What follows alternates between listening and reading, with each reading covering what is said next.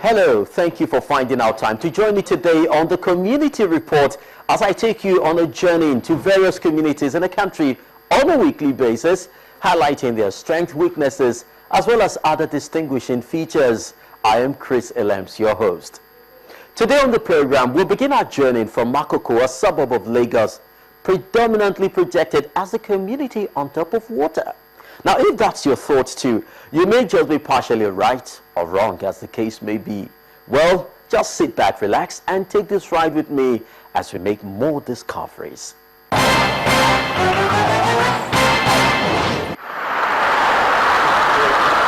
word Makoko often elicits same reaction whenever it's mentioned. A shanty town seen from the third mainland bridge with houses built on stilts and the inhabitants looking miserable.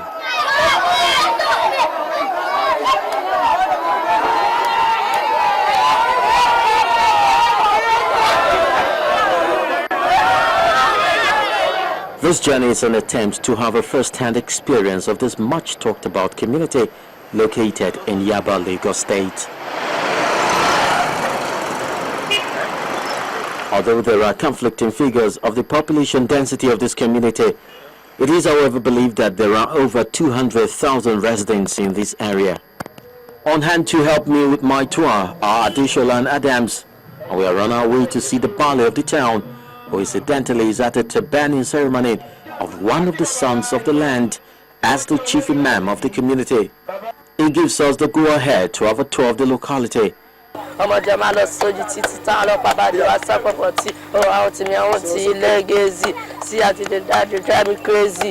12 the community presents us an encounter with this young rapper.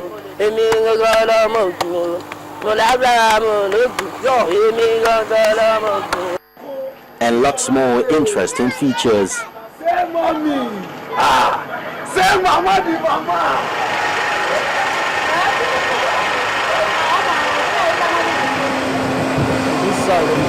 Well, it's an eye-opener to know that Makoko has an aspect the media never talks about, which has been a source of worries to the leaders and residents. Go to New Makoko, go and see the type of structures that are there. Then go to Ibenyadu, see the type of structure which is quite different from the structure they are painting to people. They will not tell you we have schools, they will not tell you we have police posts, they will not tell you we have this market. The only thing that is lacking that we are still expecting government to do is this hospital. If you have been around, you would have seen that Makoko is a very wide area. About 100 to 120 acres of land in Makoko. We wouldn't call that all waterside. We have the land areas in Makoko. We have the water side of Makoko. So it's not all about the bad ones they are projecting out of Makoko. So Makoko is both the land and the water side. Even the land, I can say, is more than the water side, because the water side came from the third mainland bridge. And Makoko started from, let me say, the third mainland bridge. It goes far as the Sabo, from Oyadro Estate into Sabo. There are basically 3 entry points to the community: the Waya End, Adekunle, and Oyadiro in Sabo. These are all built-up areas with solid structures.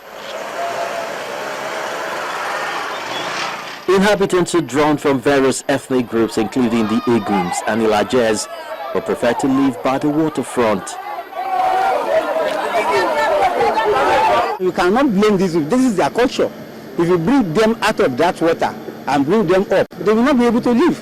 That is their life. But instead of people telling them our pros and cons, they will only be giving the bad picture of that area, which now irritates many of us that we don't want to grant it. By the time you finish, you take your camera to a side. We call them Asison Lagoon. I think they are having almost 4 or 5 ballets there of different culture. In the larger side, you go to Apollo, go to Eregua, you see their ballet there.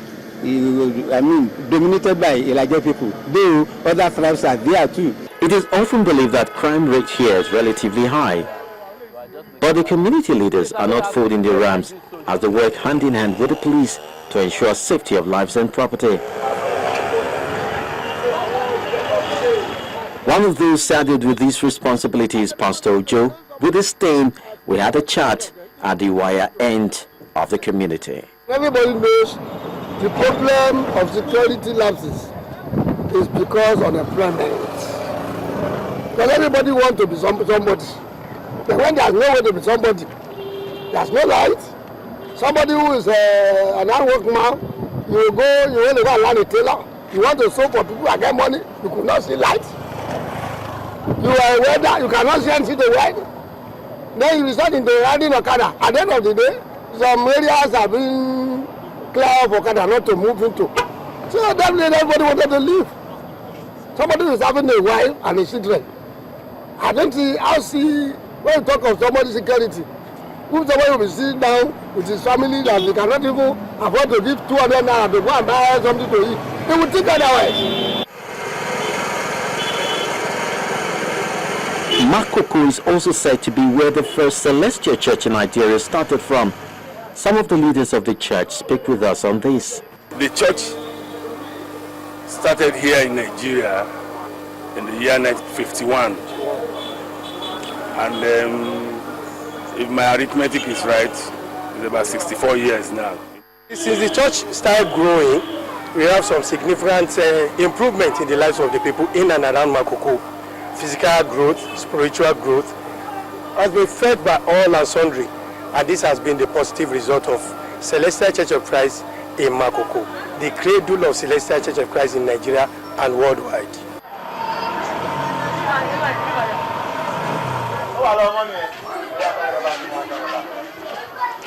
We are heading back to the Bala's place, who takes time out from the ceremony to attend to us. Prince Raymond Adekunle Olaya Akinsemoye is a qualified and practicing lawyer, but the service of his people now takes a larger chunk of his time. It gives us a brief history of Makoko, the misconceptions, fears, challenges and projections. Before me, there had been the first Battle of Makoko in around 1950s. That's Gafari Olaya Akinsemoye, the son of Ramotu Manuel. We inherited the name Olaya from Ramotu Manuel. Our original name is Akinsemoye, from the royal family in Lagos. We are from the Shadoko family, Shadoko branch of Akinsemoye. But after Gafari, he died. His only daughter, who would have given birth to offspring who would have succeeded him, also died a day to her marriage. So his lineage went off like that. My own grandfather, Wahab Kadiri Olaya Akinsemoye, that's him there. He became the second Bale and died in 1970. My father was to assume the post because he was the eldest around among the children. He was working with the Federal Internal Revenue Service at Broad Street in those days. He was formerly with P&T, then he was transferred to FIRS before he retired. So he's a very junior cousin, son of the third born, assumed that position of Bale and was calling himself the Olu of Makoko.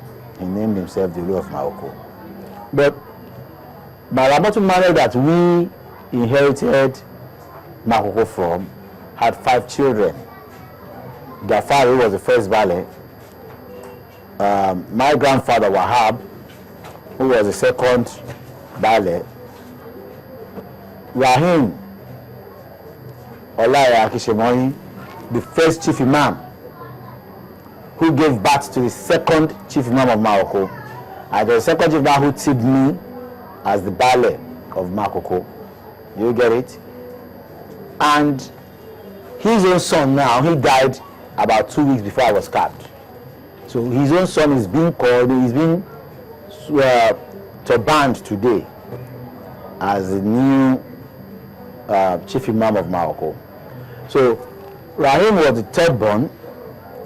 The fourth born was the woman there, Sariwi Alake Olaya Akinsemoye. She did not have any issue. It's a house I'm presently using as my palace now. that this is where she was staying. Her tomb is just outside there. Then she had a junior brother called Yekini Ikelojoti Olaya. Do you get it?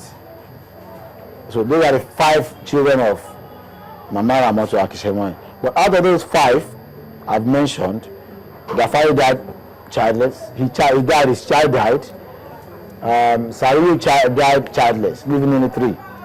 So there are only 3 branches controlling Makoko. That is Wahab, Rahim branch, and Yekini branch. How was the land Makoko acquired? And when did the Eguns come to settle by the waterfront? Abale speaks further.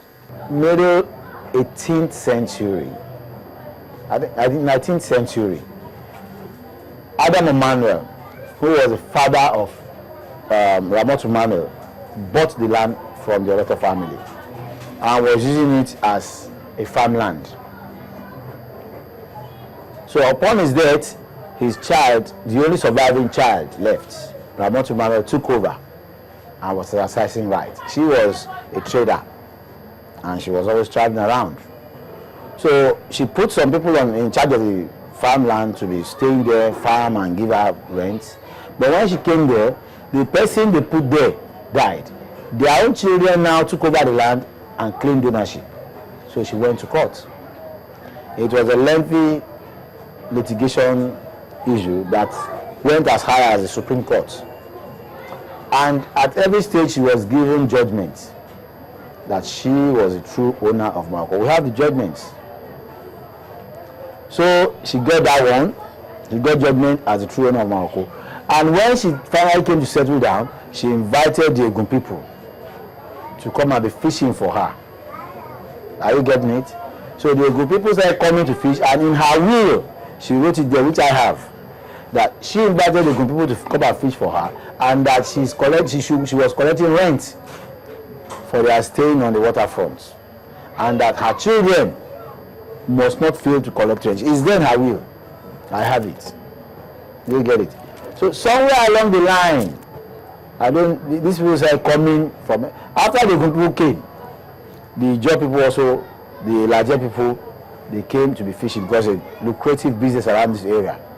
So they were coming and they saw Makoko as very peaceful, and they all settled down in Makoko and they were all living there peacefully. But somewhere along the line, they decided not to pay rent again. I don't know how that came to be.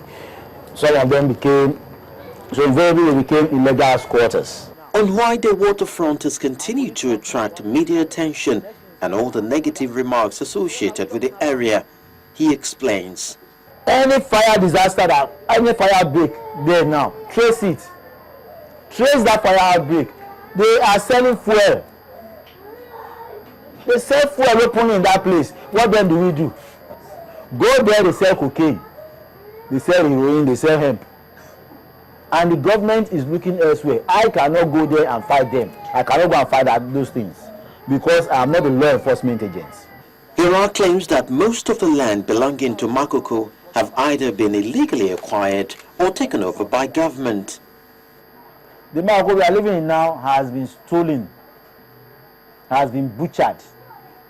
Makoko used to extend beyond that expressway to Adekunle side, to some part of Okobaba, down to Robert Macaulay, that right street and everywhere, down to Panti. We gave Panti that land where Panti is now built. We gave the local government that land.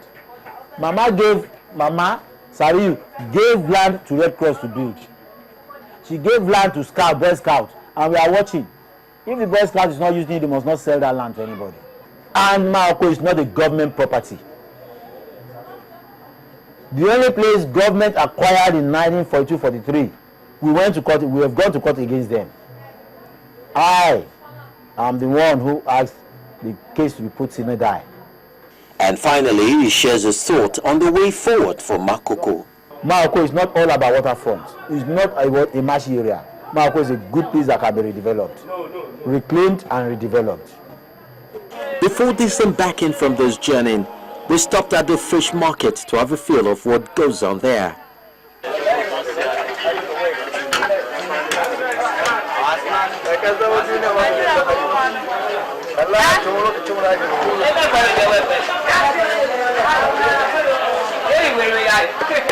Even though they are lacking government presence in terms of healthcare, but this imposing structure is an indication that not all the children school on water.